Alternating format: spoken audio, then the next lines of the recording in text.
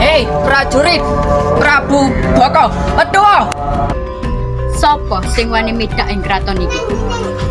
Kadose wonten pasukan saking kraton sanes Rama, inggih leres ratu kraton dipun dening kraton Pengin. Prajurit sampun siap gaya. Sopo kowe wani midak sikil ing kratonku? Aku arep ngrebut kratonmu supaya bisa dadi penguasa ing wilayah iki. Ora segampang kuwi lang kaon aku dhisik. Aku ora wedi.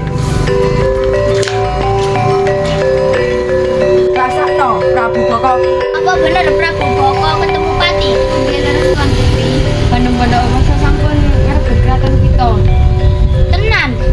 Ajeng menika ingkang badhe panjenengan tindakake Tuan Putri. Aku ora bakal nyerah, ning aku bakal ngati-ngati tumrep dheweke. Kirana kang Inggih menika Raja Praputranipun Prabu Baka. cahayu atiku lili marang sliramu. Kula mboten saged nampi panjenengan kanthi gampil. Ampun tidak nolak Ran. Menawi panjenengan tresna dhateng kula, wonten syarat ingkang kedha panjenengan semisah. Apa kuwi? Panjenengan kedha damel 1.000 candhi kanthi weknal segar.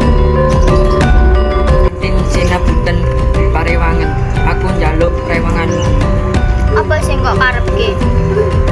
Lungono aku gawe 1000 candi kanthi sewu. Iya bakal tak laksanakne. Sopo sing wani nyeluk aku? Kula gadah karep damel 1000 candhi kanthi sekali. Iya, tak harap saiki. Tuan Putri candinipun badhe rampung. Waduh, kepriye iki? Ayo cepat ngumpulke warga kanggo ngurupne gemilan nebar pari supaya keton kaya isuk. Pandhawa, apa wis rampung candhi? Kurang ajar parasanmu. Pancen ayu ning kowe sengaja ngagagalno 1000 candiku. Mangka ning hidup amarga kecuranganmu kowe bakal dadi arjasing ke 1000 dayang-dayangmu.